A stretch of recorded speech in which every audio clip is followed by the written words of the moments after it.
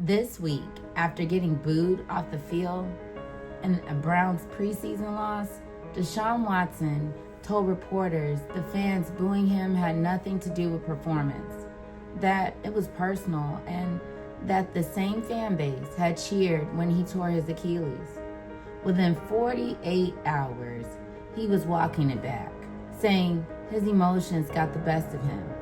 It's the latest chapter in a career that was supposed to be one of the greatest of this generation.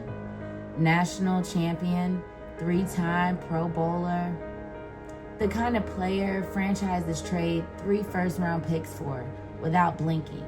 And in 2022, that's exactly what the Cleveland Browns did, right in the middle of the most serious controversy of his career. So how does a player go from being the future of the league to being booed by his own fans and walking back on his own words? Let's talk about it. Deshaun Watson was born on September 14th, 1995, in Gainesville, Georgia. He grew up in public housing with his mother, Deanne, who worked long hours to support her family while raising 4 kids largely on her own. Watson has talked openly about how that upbringing shaped him, the idea that nothing was given, everything had to be earned. Football became his outlet early, and by the time he got to Gainesville High School, it was obvious he wasn't like the other kids on the field. At Gainesville, Watson didn't just play well, he rewrote the record books. He finished his high school career with more than 17,000 total yards and 218 total touchdowns. Numbers that are almost absurd at any level. He led his team to a state championship as a junior and was named a USA Today All-American. Every major program in the country wanted him. He picked Clemson. Watson didn't wait long to matter at Clemson. By his 4th career game, he had already thrown for over 400 yards and 6 touchdowns. As a sophomore, he took Clemson to the national championship game against Alabama and lost. In a game he nearly stole single-handedly. That loss became fuel. The next season, in a rematch against the same Alabama team, Watson threw for 420 yards and 4 touchdowns, including the game-winning score with 1 second left on the clock. Clemson won its first national title in 35 years, and Watson was named Offensive MVP of the championship game. Over his 3 seasons as a starter, Watson went 32-3, threw for over 10,000 yards and 90 touchdowns, and finished in the top 3 of Heisman voting twice, 3rd in 2015, 2nd in 2016. But here's the thing that would echo years later. As electric as he was, he never actually won the Heisman. Some scouts wondered if his game, spontaneous, reliant on chaos and athleticism, would translate cleanly to the NFL.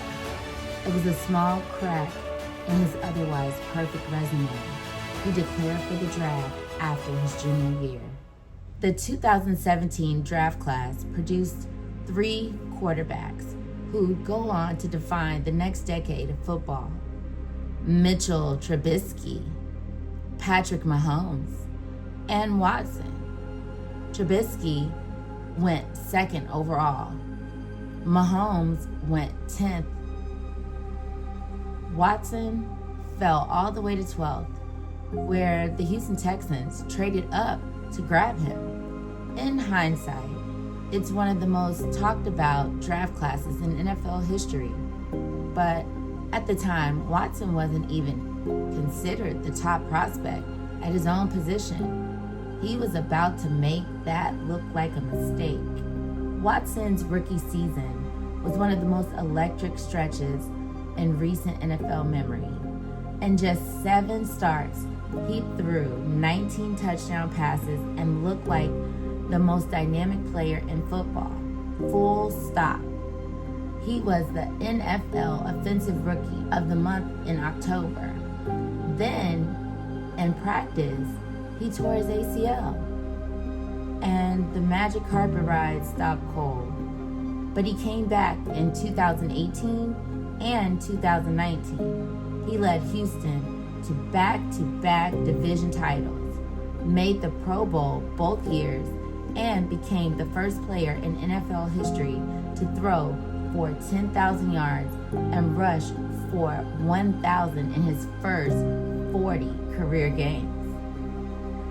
In 2020, in the middle of a losing season around him, Watson led the entire NFL in passing yards. On the field, there was no argument. Watson was one of the best quarterbacks alive.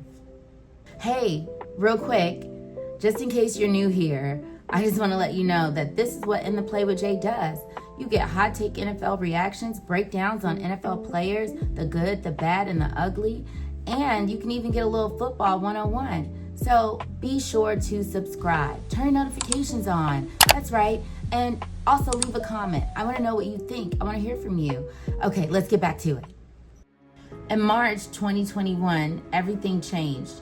A Houston attorney announced the first of what would eventually become 24 separate civil lawsuits filed against Watson by women who worked as licensed massage therapists.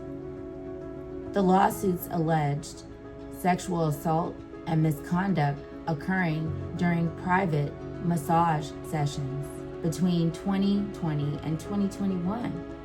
The allegations were serious, and they kept coming. New filings arrived through the spring of 2021, and by the time the dust settled, 24 women had come forward. Watson set out the entire 2021 season, not suspended.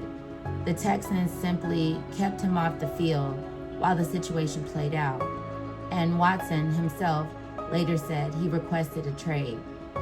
2 separate Texas grand juries reviewed criminal complaints against him and declined to bring charges. No criminal case was ever filed, but the civil lawsuits were a different matter entirely. And then, in March 2022, while all of this was still unresolved, the Cleveland Browns traded 3 first-round picks, a 3rd and a 4th for Watson, and signed him to a fully guaranteed 5-year, $230 million contract. At the time, it was the largest guaranteed deal in NFL history. Watson had settled 0 lawsuits when he signed it. 3 months later, in June 2022, Watson settled 23 of the 24 lawsuits. Terms were confidential. Then, in August 2022, the NFL and the Players Union settled on discipline, an 11-game suspension, a $5 million fine, and a mandatory evaluation and treatment program before he could be reinstated. It was one of the longest suspensions in league history for personal conduct policy violations. Watson maintained his innocence throughout and has continued to do so. But the settlements were public, the suspension was real, and the contract, the fully guaranteed $230 million contract, was already signed before any of it was resolved. Watson returned to the field on December 4th, 2022. And here's where the story stops being about the courtroom and starts being about the huddle, because the player who came back barely resembled the one who left. In 6 starts to close out 2022, Watson looked rusty and out of sync, throwing just 7 touchdowns to 5 interceptions. 2023 was supposed to be the real reset. Instead, Watson played just 6 games before a shoulder injury required season-ending surgery. 2024 was billed as the true prove-it year, with a full off-season behind him. He played 6+ games again, and then against the Bengals in Week 7, he went down with a non-contact injury that turned out to be a torn Achilles. Season over again. Then it got worse. During rehab in December 2024, less than 3 months after the original tear, Watson's Achilles ruptured a second time. He needed a second surgery. The Browns' own statement said his return is uncertain and that he'd likely miss significant time in 2025. He ended up missing the entire 2025 season. Since the trade in March 2022, Watson has played in fewer than 20 of a possible 51+ regular season games for Cleveland. Add it all up, and the numbers are brutal. Since arriving to Cleveland, 1 11-game suspension, 2 season-ending injuries in consecutive years, 1 shoulder surgery, 2 Achilles surgeries on the same leg in 12 weeks, a career completion rate and QBR that in his available snaps ranked among the worst of any regular starting quarterback in football.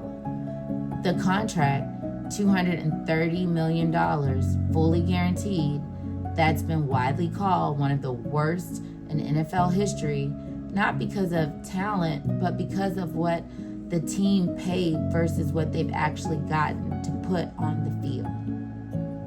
As of the 2026 season, Watson is a 30-year-old, still under contract, still owed tens of millions in guaranteed money, and still working his way back from a career interrupted by 2 Achilles tears and a shoulder surgery.